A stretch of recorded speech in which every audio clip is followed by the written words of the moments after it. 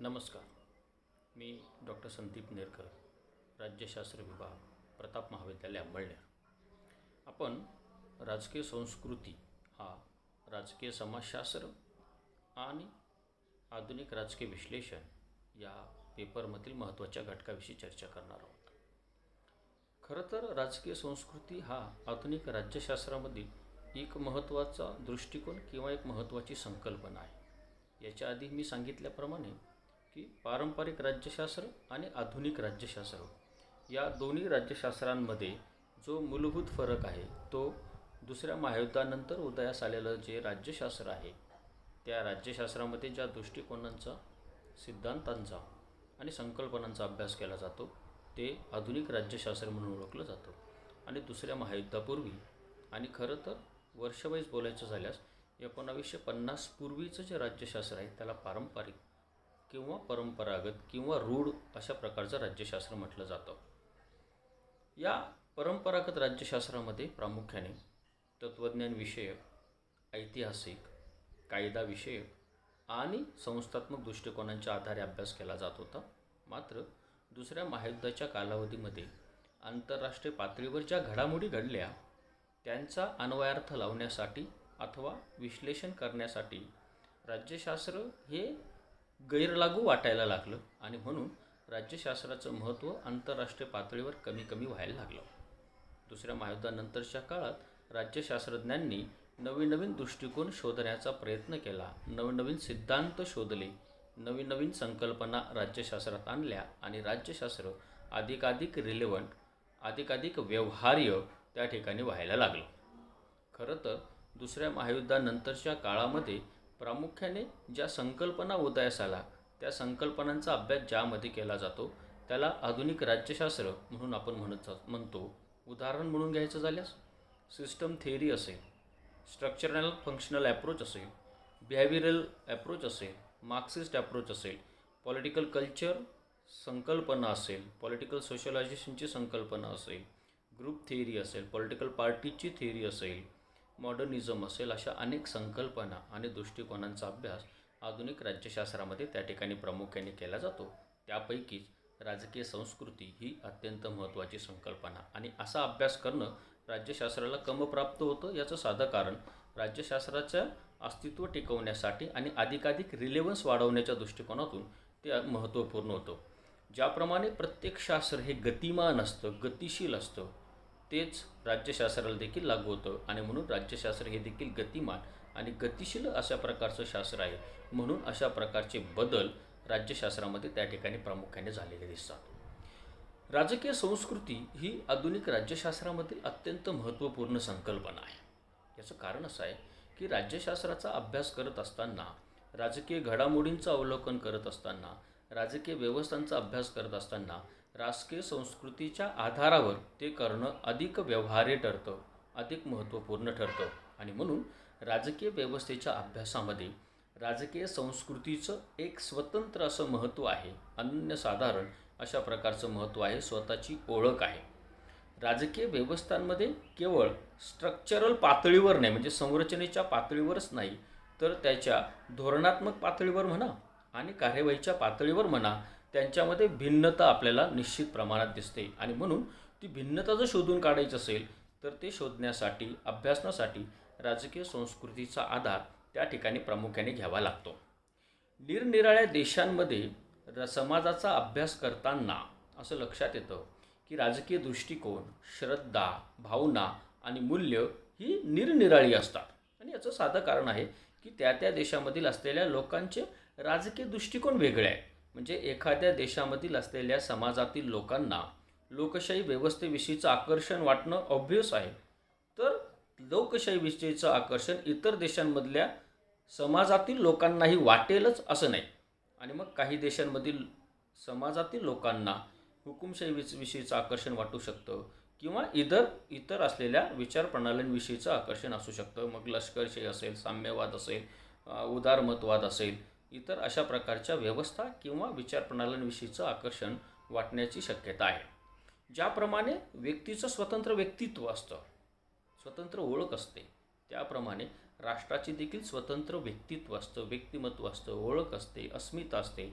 त्याच्यातून त्या त्या राष्ट्राची संस्कृतीही तयार होत असते. असं म्हटलं जातं की देशातील सामाजिक, राजकीय, आर्थिक या सगळ्या अंगांनी विचार केला तर त्या देशाची मनोवृत्ती तयार होते आणि त्या देशाची मनोवृत्ती म्हणजे त्या देशाची राजकीय संस्कृती असते.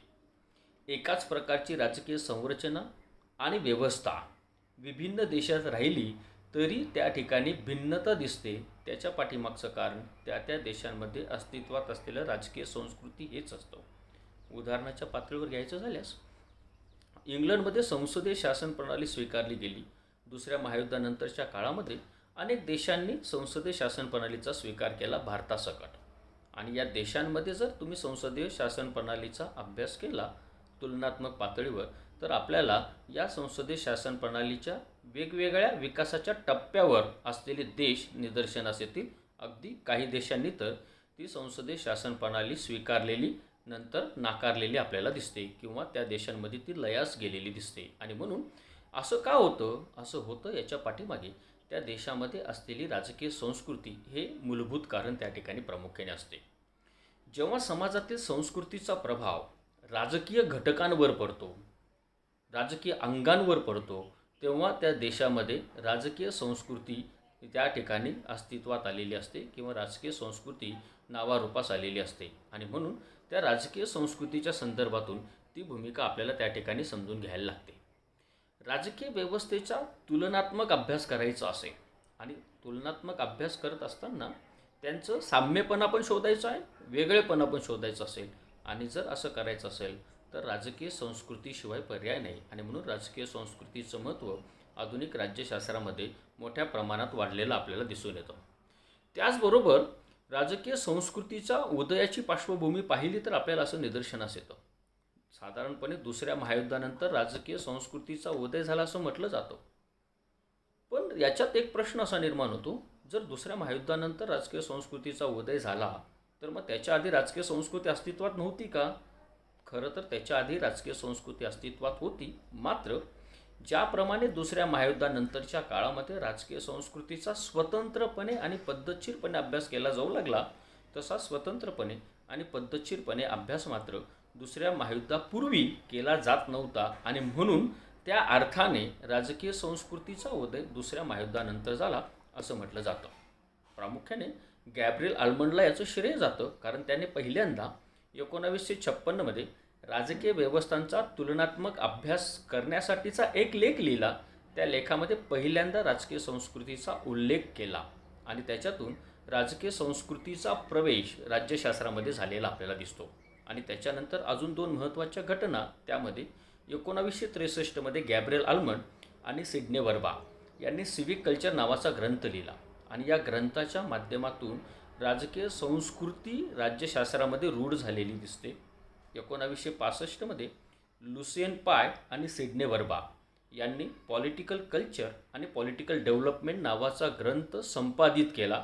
आणि त्या ग्रंथामध्ये प्रामुख्याने राजकीय संस्कृतीचा आणि राजकीय विकासाचा कसा संबंध आहे हा त्या ठिकाणी दाखवून देण्यात आला. आणि म्हणून या ग्रंथाचं एक अनन्यसाधारण महत्त्व आहे, कारण त्या ग्रंथाने राज्यशास्त्रामध्ये राजकीय संस्कृतीचा विकासाची पातळी गाठलेली आपल्याला दिसते.